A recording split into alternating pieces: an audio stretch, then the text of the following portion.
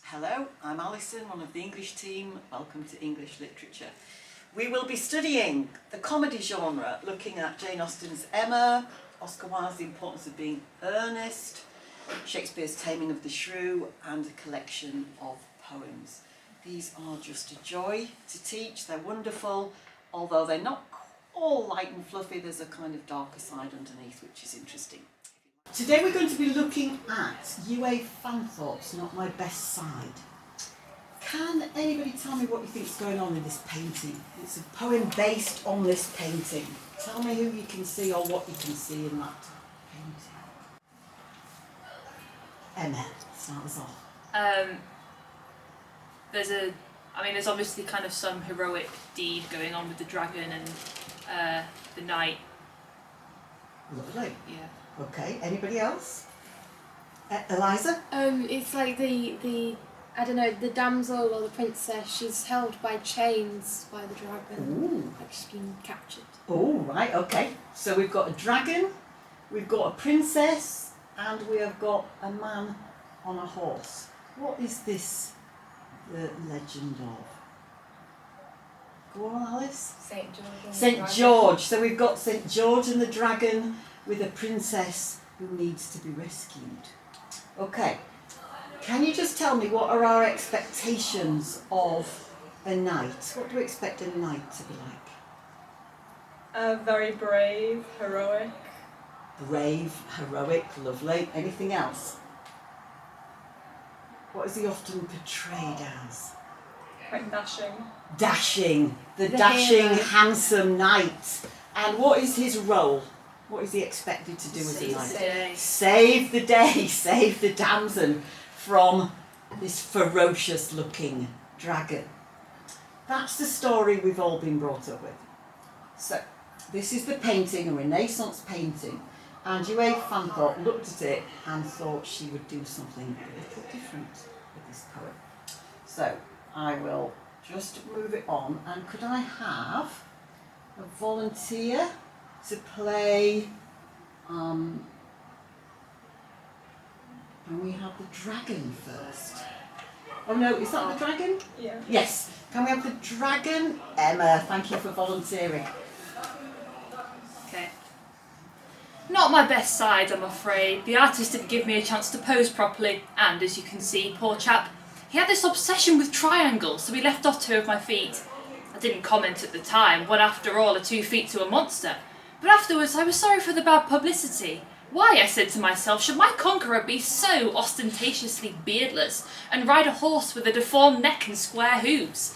Why should my victim be so unattractive as to be inedible, and why should she have me literally on a string? I don't mind dying ritually, since I always rise again, but I should have liked a little more blood to show they were taking me seriously. Lovely. Thank you very much. Okay, so here is our dragon. What is unexpected about this dragon? Eliza. It's like a human rather than like an animal. Like he's presented as like a gentleman, but then contrasted with his words, it's a bit ironic, really. Lovely. So we've got this, what do we expect our dragon to be? Grotesque. Grotesque, terrifying, fearful. And what is he mostly concerned about? The way he looks. The way he looks. So he's so concerned about his looks. And what's he saying about the painter? He's kind of making excuses, saying, oh, I look this way because he's done it, but it's his fault, it's not mine. I don't look this way in real life. I look better than this in real life. That pesky painter has painted me. Not in this incredibly vicious and wild way that I'm expecting to be portrayed as.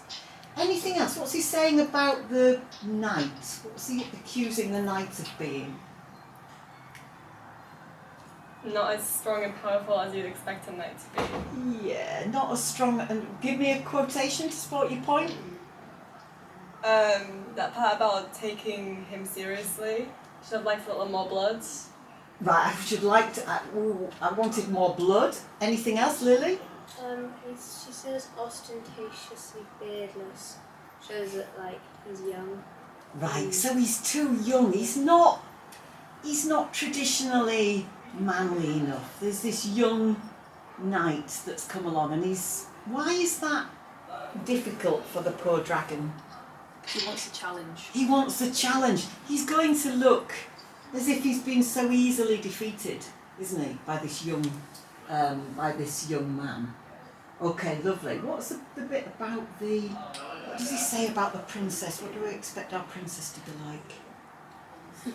You expect her to be like beautiful and pretty, and it just says, quote, unattractive as to be inedible. Yeah. As if she's so ugly he couldn't even eat her. She's so ugly, I'm not going to be able to eat her. She's just too ugly for me to eat.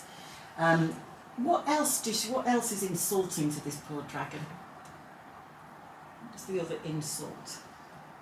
The way that he's been painted by the artist, that he didn't get to pose properly. So I didn't get a chance to pose. That's what you're all thinking, being on this video. They didn't give me enough warning. I wanted to pose properly. Okay, anything else? He's on a string. He's on a piece of string. So the damsel in distress has got hold of him with a piece of string. This is not good for his fierce, terrifying, about to eat the princess image. He's very insecure. So he's an insecure dragon. Yes. So this is this is a poem from the comedy genre. So we're looking at ideas of comedy. So we're looking at our expectations and then what we do in comedy, what writers do to make it much more humorous. Okay, let's have a look at the next character. So the next character in this poem is the damsel. Volunteer to be the damsel? Marika, thank you. It's hard for a girl to be sure if she wants to be rescued. I mean, I quite took to the dragon. It's nice to be liked, if you know what I mean. He was so nicely physical, with his claws and lovely green skin, and that sexy tail, and the way he looked at me. He made me feel he was all ready to eat me, and any girl enjoys that. So when this boy turned up, wearing machinery, on a really dangerous horse, to be honest, I didn't much fancy him. I mean, what was he like underneath the hardware? He might have acne, blackheads, or even bad breath for all I could tell. But a dragon? Well, you can see all his equipment at a glance. Still, what could I do? The dragon got himself beaten by the boy, and a girl's got to think of her future. Okay, lovely. What are we going to make of the character of this damsel? Grace, start us off. It completely breaks all the stereotypes of like the woman being so reserved and shy and just completely being blatant with what she's thinking. It's very conversational. Lovely, so it's conversational. Who is she talking to? Who's the speaker talking to here? The reader. The reader. So we're getting this much more intimate relationship with this woman. In what way can we look at this woman? Is she a meek, demure damsel? She's very bawdy. She'll Just say whatever she wants when she wants to. So she's outspoken and bawdy.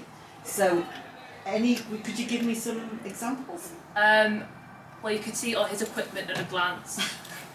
And talking about the dragon, so nicely physical with claws and lovely green skin and that sexy tail. So, who is she not finding attractive? The knight. So the poor knight, what's she saying about him? It could be ugly. He could be ugly, have acne, he could be underneath that armour. Goodness only knows what that armour is covering up. She's carrying on that thing that he's younger as well. Like, because the thing about the acne, it's almost suggesting he's like a teenager. He doesn't know what he's doing. He's ill prepared, and he might just be,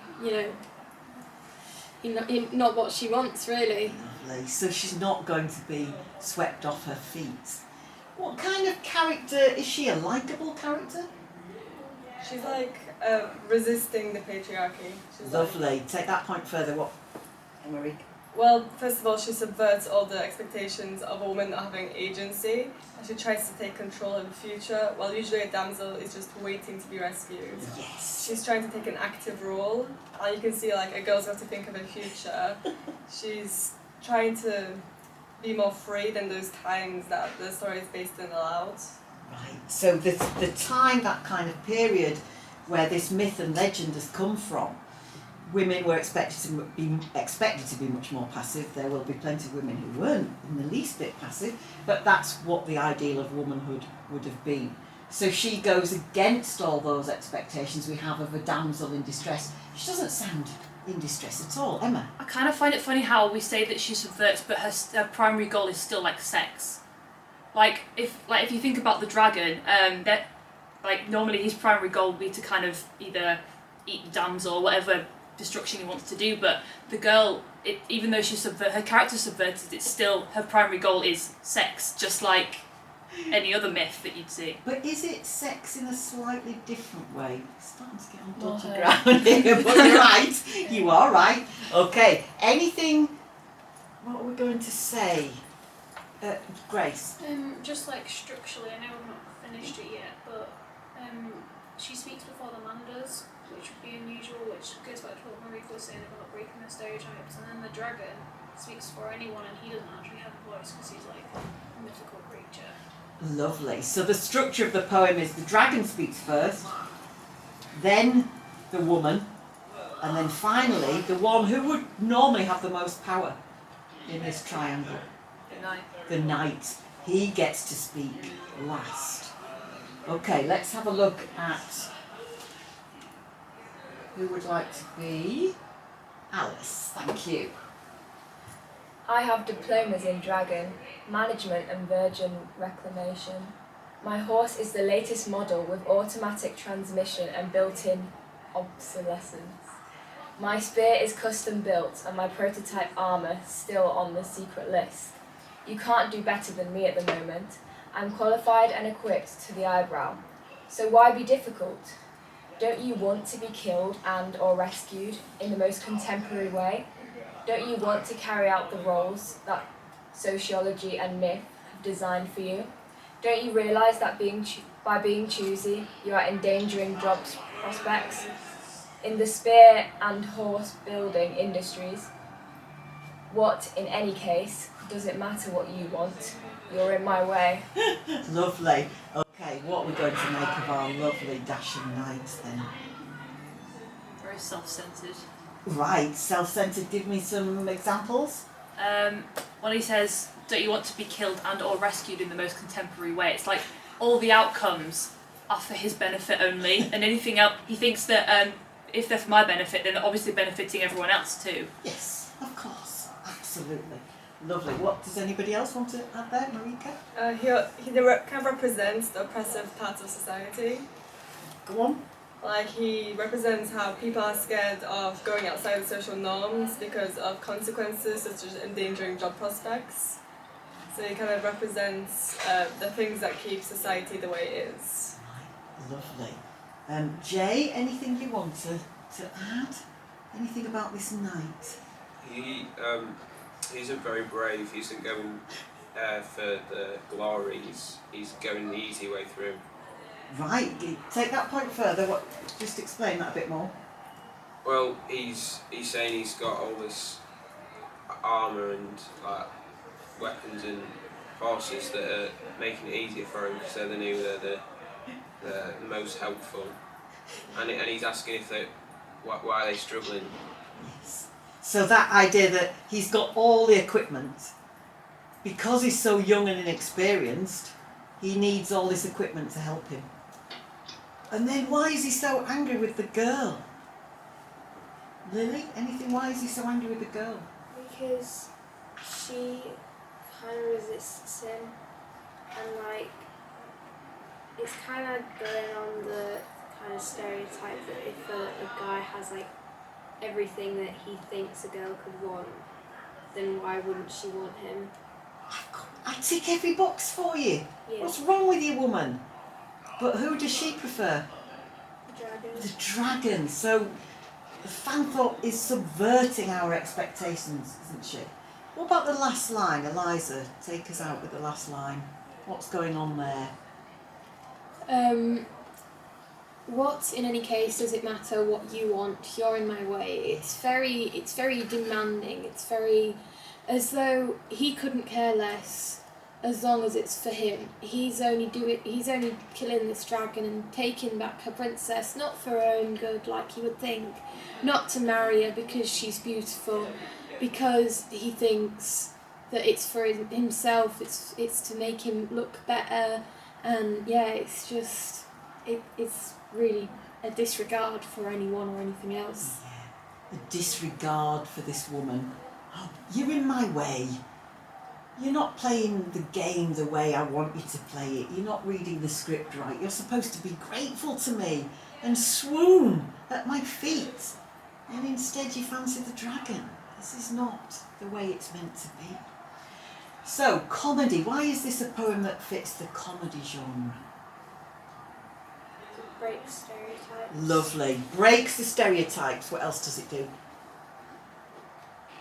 It mocks like class and status. Lovely. It mocks the kind of ideas, traditional ideas of class and status. Eliza? It's satiric. It uses like themes of like comedy that we would like typically see. So things about love, marriage, and generally something with, well, this doesn't really have an ending, but like a happy ending. So something that isn't tragedy, basically. Right, so there's no tragic death at the end. They're all there saying their thing. So in comedy we often expect that kind of happy ending. Is this a happy ending? Do we know quite where the ending is? Not really, because we've got those three separate speakers. We don't quite know what the ending is. What do you think of it as? Yeah, but Oh, could you say there's a bit of kind of blindness in there? Because comic blindness, yeah. Yeah, because obviously they talk about the fact that there's some kind of action to be done and how the story's going to end, whereas it's just a painting. You know, we kind of get the last laugh when we look at the painting and think, you think there's action, but you're really just going to be there forever. Like This is them trapped in a moment of time. Yeah, lovely. Does it work using this kind of historical? Is it quite fun? What else does it help us do?